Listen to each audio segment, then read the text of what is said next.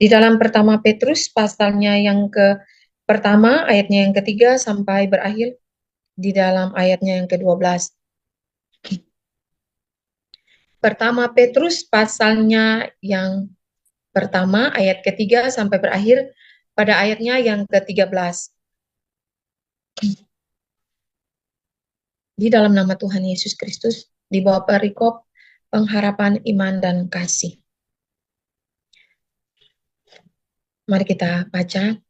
Terpujilah Allah dan Bapa Tuhan kita Yesus Kristus, yang karena rahmat-Nya yang besar telah melahirkan kita kembali oleh kebangkitan Yesus Kristus dari antara orang mati kepada suatu hidup yang penuh pengharapan, untuk menerima suatu bagian yang tidak dapat binasa, yang tidak dapat cemar, dan yang tidak dapat layu, yang tersimpan di sorga bagi kamu, yaitu kamu yang dipelihara dalam kekuatan Allah karena imanmu, sementara kamu menantikan keselamatan yang telah tersedia untuk dinyatakan pada zaman akhir.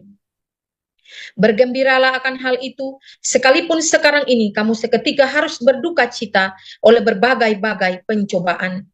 Maksud semuanya itu ialah untuk membuktikan kemurnian imanmu yang jauh lebih tinggi nilainya daripada emas yang fana, yang diuji kemurniannya dengan api, sehingga kamu memperoleh puji-pujian dan kemuliaan dan kehormatan pada hari Yesus Kristus menyatakan dirinya. Sekalipun kamu belum pernah melihat Dia, namun kamu mengasihinya, kamu percaya kepada Dia sekalipun kamu sekarang tidak melihatnya. Kamu bergembira karena sukacita yang mulia dan yang tidak terkatakan. Karena kamu telah mencapai tujuan imanmu, yaitu keselamatan jiwamu. Keselamatan itulah yang diselidiki dan diteliti oleh nabi-nabi yang telah bernubuat tentang kasih karunia yang diuntukkan bagimu. Dan mereka meneliti saat yang mana dan yang bagaimana yang dimaksudkan oleh Roh Kristus yang ada di dalam mereka, yaitu Roh yang sebelumnya memberi kesaksian tentang segala penderitaan yang akan menimpa Kristus dan tentang segala kemuliaan yang menyusul sesudah itu. Kepada mereka telah dinyatakan bahwa mereka bukan melayani diri mereka sendiri, tetapi melayani kamu dengan segala sesuatu yang telah diberitakan sekarang kepada kamu dengan perantaraan mereka yang oleh Roh Kudus yang diutus dari sorga menyampaikan berita Injil kepada kamu, yaitu hal-hal yang ingin diketahui oleh malaikat-malaikat. Haleluya, terpuji-pujilah Tuhan Yesus Kristus firman yang hidup. Berbahagialah setiap kita yang bukan saja menjadi pendengar saja, tetapi baiklah marilah kita melakukan firman Tuhan ini dalam kehidupan kita hari lepas hari. Pertama-tama saya menyapa ketiga pribadi yang telah ada di muka bumi ini. Salam hormat kepada Roh Bapa Yahweh, Pak Iman Lahago. Salam hormat kepada Pangeran Ilahi, Imam Mahdi, Tuhan Yesus Kristus Paditya Nugrahanto. Salam hormat kepada mempelainya yang tercantik, terekselen, Roh Kudus, Roh Kebenaran, Malaikat Mary, Roh Kudus itu sendiri, yaitu mempelai tercantik Ibu Fei Hamdani. Dan kepada kita sekalian anak-anaknya, izinkan saya dengan penuh kerendahan hati untuk menyampaikan sabda kebenaran firman Tuhan ini kepada kita sekalian, di mana saya telah menyiapkan firman, tetapi Tuhan Yesus Kristus mengingatkan saya pada saat ini untuk membawakan firman ini kepada kita sekalian, Bapak Ibu. Iman, pengharapan, dan kasih, di mana saudara-saudara kita di bawah, di dalam kitab Petrus ini, mengingatkan kita sekalian di mana setiap apapun yang kita hadapi pada saat ini, di mana ingin membuktikan kemurnian iman kita. Dalam setiap proses perjalanan yang kita hadapi, setiap anak-anak Tuhan, setiap orang kudus di muka bumi ini mengalami hal yang sama.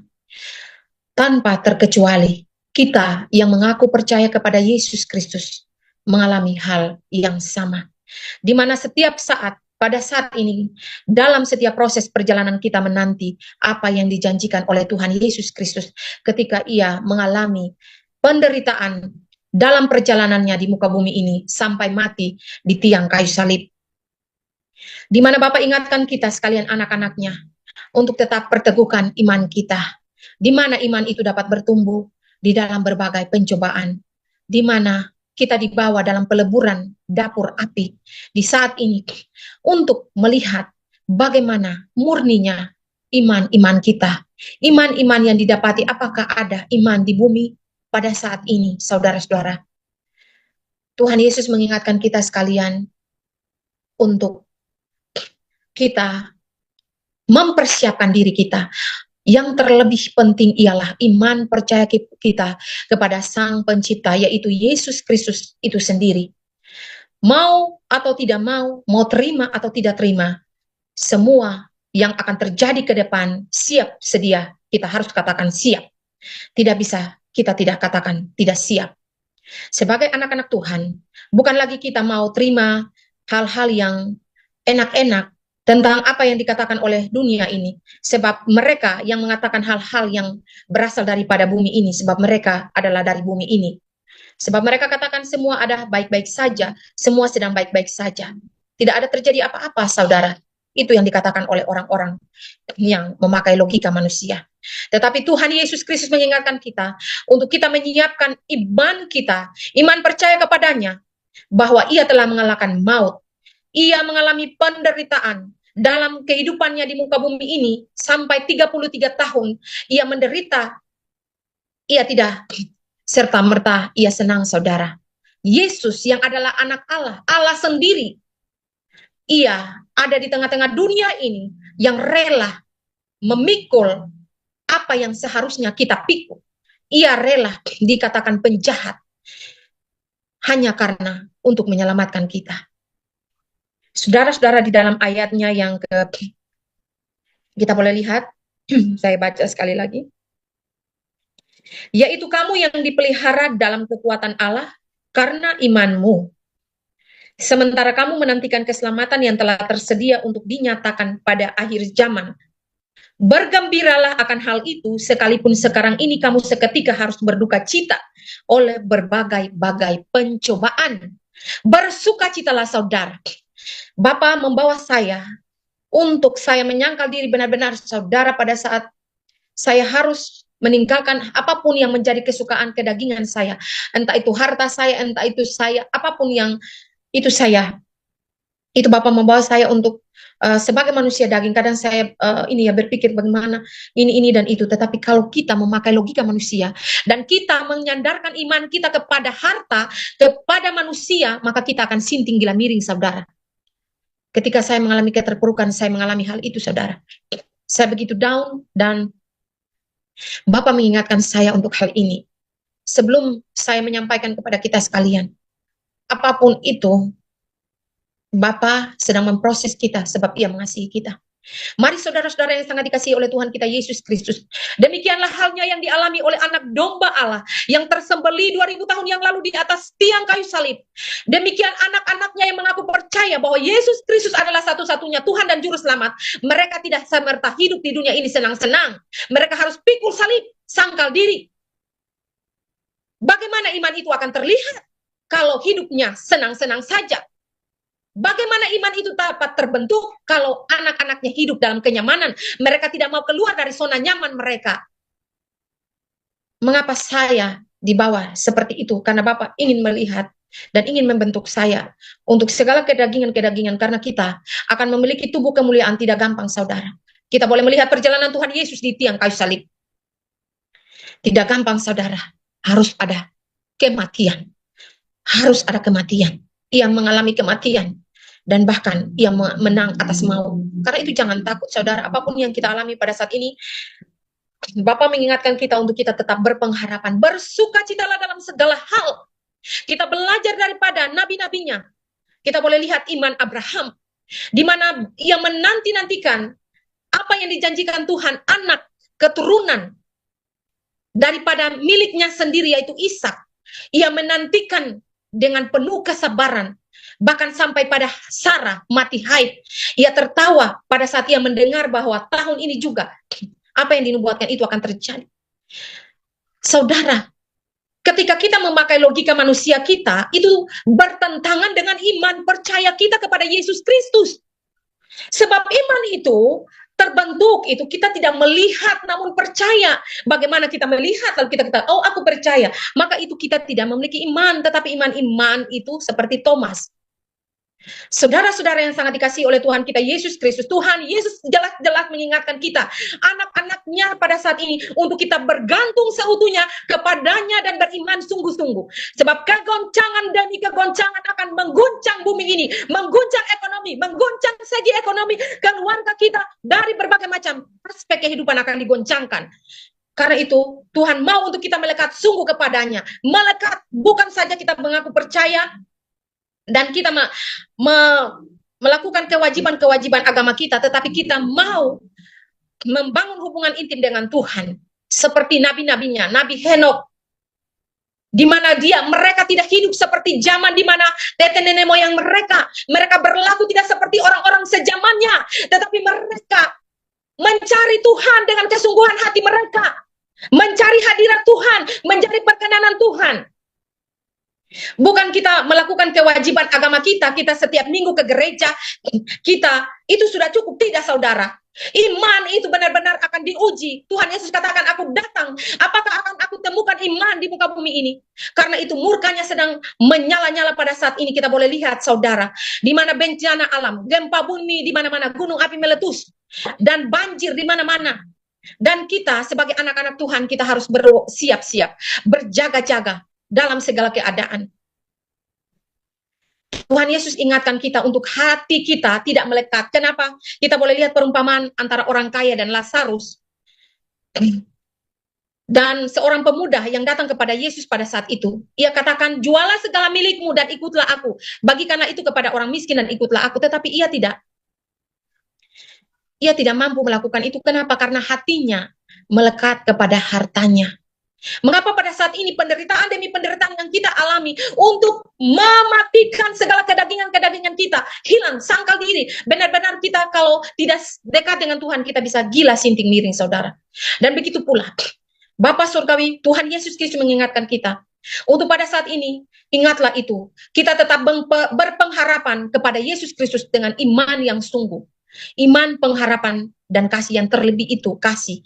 Dan pada saat ini, imanlah. Iman kita, jangan kita gantungkan iman kita kepada orang tua, kepada suami, kepada istri, anak-anak. Sebab mereka itu adalah kepunyaan Tuhan. Bencana alam datang, ketika harta kekayaan hilang, ketika keluarga kita hilang, dibawa oleh kematian dan lain-lain, maka kita akan meratap seperti orang yang hilang pengharapan. Kalau bukan Tuhan, kita akan gila sinting miring. Kalau kita bergantung dengan harta-harta kekayaan kita. Sebab murka Tuhan sedang meluluhlantakkan bumi ini untuk mendirikan kerajaan damai yang akan berdiri nyata. Karena itu bumi yang kotor ini, yang begitu hitam, di mana manusia pada zaman ini lebih mementingkan dirinya sendiri. Manusia beribadah, tetapi mereka tidak menjadi pelaku-pelaku firman. Mereka hidup hanya untuk dirinya sendiri, kesenangan dirinya sendiri. Dan saudara-saudara, ketika setiap proses yang anak-anak setiap kita jalani, hendaklah di dalam firman dikatakan iman itu tumbuh di dalam penganiayaan, penderitaan. Kita boleh belajar dari Bapak Abraham. Ia disuruh untuk mempersembahkan. Tuhan sudah janji begitu lama dan anak itu diberikan. Dan bahkan ia disuruh lagi untuk mempersembahkan anaknya. Dan Bapak Abraham taat dan ia disebut Bapak beriman. Orang beriman karena ketaatannya kepada Tuhan. Dan di mana, saudara? Kita diingatkan oleh perjalanan Nabi Ayub. Ketika ia yang begitu diberkati oleh Tuhan, anak-anaknya diambil, harta kekayaannya diambil darinya, dan bahkan semua orang pergi meninggalkannya. Ia mendapat sakit yang sangat luar biasa. Tetapi apa yang ia katakan? Ia memuji Tuhan, saudara. Di mana pada saat ini, marilah saudara, ini akan terjadi ke depan. Ini bukan hanya sebatas perkataan, tetapi apa yang dinubuatkan Tuhan akan digenapi. Karena itu, persiapkanlah diri kita masing-masing, keluarga kita, untuk kita tidak bersandar kepada apapun yang ada di muka bumi ini. Selain kita melekat sungguh dan beriman kepada Yesus Kristus, itulah satu-satu yang bisa menolong kita, agar ketika kita ada dalam kegoncangan, proses iman yang akan terjadi untuk setiap pribadi, keluarga kita kehilangan segala-galanya, kita tidak lagi menjadi sinting gila miring, tetapi kita menerima itu, kita dikuatkan oleh Tuhan. Sebab ini akan terjadi, saudara. Tuhan Yesus katakan, siap, persiapkan diri kita, Tuhan akan mengguncangkan bumi ini, akan merestart ulang untuk mendirikan kerajaan damainya akan berdiri nyata di muka bumi ini. Karena itu, marilah saudara-saudara, kita boleh melihat penderitaan Tuhan Yesus, perjalanannya sampai kepada salib, dan ia mengalami kemenangan. Ia telah mengalahkan maut itu. Apa yang kita takutkan, saudara? Hendaklah kita saling mengingatkan satu dengan yang lain. Kita masih ada dalam tubuh dan daging ini, tetapi Tuhan Yesus mengingatkan kita selalu. Makanya dalam setiap proses untuk mengasah kita, untuk mematikan segala kedagingan-kedagingan yang kita alami pada saat ini, saudara, tetaplah bersukacita. Di dalam ayat yang ke-6, bergembiralah akan hal itu, sekalipun sekarang ini kamu seketika harus berduka cita. Karena kalau kita menggantungkan diri, ya saya merasa itu, saudara, saya merasa ketika saya dalam proses itu, saya ditipu, saya diambil segala-galanya itu. Kalau bukan Tuhan, saya seperti bagaimana ya? Kalau bukan Tuhan, kita bisa gila ya, sinting, gila, miring. Kalau bukan Tuhan, dengan segala proses yang kita jalani pada saat ini, Tuhan mau kita beriman sungguh-sungguh, saudara. Sebab bukan saja iman kita katakan, ya saya percaya. Tidak, iman harus dibuktikan. Seperti emas itu dileburkan di dalam api, dapur api peleburan, untuk melihat murninya emas, tidak ada lagi lengket hal-hal yang tidak baik dari emas itu. Untuk itu kita diproses, sehingga mendapat iman yang murni. Iman tanpa perbuatan adalah mati. Kalau kita percaya, kita katakan aku memiliki iman, tapi segala persoalan kita dibawa, dan kita tidak melakukannya, kita tidak, iman itu tidak semerta-merta dia mati, saudara, karena tanpa perbuatan. Kita katakan saja ada iman, ya saya percaya, tapi kalau kita dibawa, digiring dalam setiap proses, itu iman diuji di situ, saudara. Sehingga Bapa mau untuk kita benar-benar pada saat ini murkanya sedang berjalan, supaya anak-anaknya tidak, kita pasti akan merasa terguncang, tetapi tidak lalu seperti orang yang hilang pengharapan. Kita seperti orang yang tidak ada tujuan dalam kehidupan. Mari saudara-saudara, kita semua yang ada di dalam pasukan, bahkan yang ada di luar sana, ketika kita ada dalam setiap proses kehidupan, kita mengalami bencana alam, kita mengalami apapun dalam kehidupan kita, mari kita fokus untuk kita bersandar dan berpengharapan kepada Yesus Kristus, satu-satunya Tuhan dan Juru Selamat kita. Kita boleh lihat Bapak Ayub bahkan semua hilang daripadanya, diambil daripadanya. Ia katakan, terpujilah Tuhan. Tuhan yang mengambil, Tuhan yang memberi, Tuhan juga yang mengambil. Terpujilah Tuhan. Itu imannya. Dan paling anak-anaknya akan menangis. Tetapi kita boleh belajar dari nabi-nabi terdahulu. Ketika Yehezkel, pada saat istrinya diambil, dan sebagai suatu lambang untuk semua yang akan Tuhan hukum untuk kota itu, bangsa Israel pada saat itu, ia katakan, Tuhan katakan tidak usah, engkau meratap, dan ia taat. Dimana pada saat gambaran daripada Yehezkel untuk kita sekalian, untuk nabi-nabi yang terdahulu, bahkan Tuhan Yesus yang adalah raja di atas segala raja itu, ia telah menunjukkan itu. Ia telah menunjukkan dalam perjalanannya, saudara. Ia lahir di kandang, dalam perjalanan salib yang dia pikul itu, saudara, itu kayu yang sangat berat. Ia dicaci maki, diludahi, ditampar. Bagaimana kita orang percaya, anak-anak Tuhan, katakan bahwa kita ini percaya Yesus, kita mengenal Yesus. Kalau tidak, kita tidak memikul salib-salib kita. Sebab iman tanpa perbuatan adalah mati. Iman percaya, kita mengaku, saya percaya kepada Yesus Kristus adalah Tuhan dan Juru Selamat. Tetapi kalau dalam perbuatan tidak disertai dengan perbuatan-perbuatan yang nyata, maka iman itu tidak berguna, saudara. Karena ketaatan Tuhan, ia menunjukkan bahwa pekerjaan Bapa lah yang sedang dikerjakan di muka bumi ini. Karena itu sebagai anak-anaknya, biarlah kita menunjukkan bahwa kita adalah anak-anak kepunyaannya. Untuk kita tidak terikat. Ya, saya berbicara ini, ya saya mengalaminya, saudara. Tuhan membawa saya, dan pada saat ini saya masih diproses dalam berbagai macam proses kehidupan yang kadang saya mau lari, saudara. Saya mau lari. Saya katakan jujur ya. Saya mau lari, saudara. Saya katakan, Tuhan, saya tidak sanggup. Sebagai manusia di tanah, saya tidak sanggup, Bapak. Dan saya katakan, saya berdoa, saya katakan, Bapak bawa saya pergi, Bapak saya bawa saya pergi. Saya tidak tahan dengan segala sesuatu. Tetapi Bapak katakan, belajarlah anakku daripadaku. Bukankah ketika ia dicaci maki, dicela, apapun penderitaan yang ia alami, bahkan sampai kematian yang ia alami. Karena itu anak-anak Tuhan, janganlah kita ikatkan kepercayaan kita kepada harta kita, kepada apapun, kepada keluarga kita, sebab itu bukan milik kita, itu milik Tuhan. Itu akan mengecewakan dan membuat kita kecewa, membuat kita hilang pengharapan. Tetapi gantungkanlah pengharapan kita kepada Yesus Kristus. Imam Mahdi di akhir zaman, ia telah datang kedua kali, tetapi dunia menolaknya. Karena itu apa? Apa yang keluar? Pedang itu telah terhunus dari sarungnya, dan ia akan melaksanakan murkanya pada saat ini. Setiap kota, setiap keluarga, setiap desa, bersiaplah untuk menerima apa yang menjadi, sebab masa penghakiman sedang terjadi dan berlangsung pada saat ini. Setiap pribadi akan dihakimi, dan penghakiman itu dimulai dari rumah Tuhan. Setiap kita akan dihakimi, anak-anak Tuhan akan dihakimi seturut dengan apa yang kita lakukan. Penghakiman itu dimulai dari rumah Tuhan. Sebab itu siapkan iman kita. Jangan sampai kita hanya karena urusan perut kita ke depan, sebab ke depan iman kita dipertanyakan, saudara.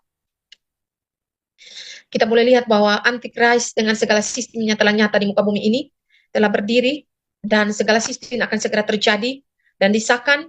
Untuk itu kita perlu iman. Iman kepada siapa? Yesus Kristus itu.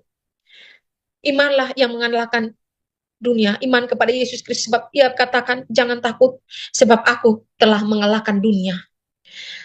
Saudara-saudara, Tuhan Yesus katakan dan ingatkan kita, untuk kita tidak takut dalam setiap persoalan, kegoncangan yang akan terjadi. Ia katakan bahwa bergembiralah. Bergembiralah. Kita boleh lihat ya saudara, bahwa hal-hal yang ingin diketahui oleh malaikat-malaikat ini ada di ayat yang ke-12, bahkan ada yang ke-6. Bergembiralah akan hal itu, sekalipun sekarang ini kamu seketika harus berduka cita oleh berbagai-bagai pencobaan. Ya, artinya kita siap sedia. Siap apapun iman kita. Dan supaya kegoncangan itu terjadi, kita tidak lalu hilang pengharapan. Kita tidak lalu seperti orang-orang yang tidak memiliki kepercayaan kepada Tuhan. Saudara, satu kunci yaitu tetaplah miliki pengharapan, iman, dan lebih terbesar itu ialah kasih. Karena di dalam kasih tidak ada ketakutan. Orang yang melakukan kasih tidak takut kehilangan apapun. Orang yang melakukan kasih bahkan nyawa. Yesus Kristus itu telah memberikan contoh kepada kita. Ketika kemarin saya diberi pengertian tentang tubuh supranatural, dan Bapak singkapkan tentang orang-orang apa yang Tuhan alami. Yesus Kristus telah mengalahkan itu. Ia disiksa dalam penderitaan, ia dihina, ia dicaci maki. Karena itu anak-anaknya yang mau memiliki tubuh supranatural, yang memiliki DNA murni, harus menjalankan hidup yang benar-benar seperti Tuhan Yesus. Sangkal diri, mematikan segala kedagingan, bahkan mati, bahkan kematian. Karena barang siapa yang takut kehilangan nyawanya, karena Tuhan Yesus, ia akan kehilangan nyawanya. Tetapi barang siapa yang kehilangan nyawanya karena aku, ia akan memilikinya. Sebab murka Bapa Surgawi sangat menyala-nyala pada saat ini untuk siap meluluhlantakan akan setiap orang-orang yang tidak mau bertobat, yang degil hati. Karena itu mari saudara-saudara yang sangat dikasihi oleh Tuhan kita Yesus Kristus, biarlah saya dan Bapak Ibu kita tetap hidup di dalam iman yang sungguh kepada Tuhan. Tuhan mau kita tidak sekata bahwa saya percaya Tuhan, tetapi Tuhan mau kita melekat sungguh pagi, siang, sore, malam, dalam setiap apapun tindak tanduk yang kita lakukan. Kita mau mengundang Tuhan dalam apapun yang kita lakukan. Biarlah waktu-waktu kita pada saat-saat ini hanya untuk Tuhan saja. Tuhan Yesus sangat mengasihi dan menyertai kita. Karena iman itu timbul di dalam berbagai penganiayaan. Saya merasa itu tuh, Bapak Ibu. Sehingga pada saat ini, Bapak selalu saja membawa saya. Ketika saya merasa nyaman sedikit, saya takut, saudara. Kenapa? Karena ketika kenyamanan itu kita mulai ada dalam tanda tanya. Kita mau alarm.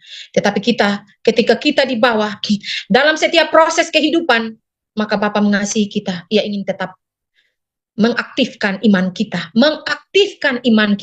agar iman itu tidak mati.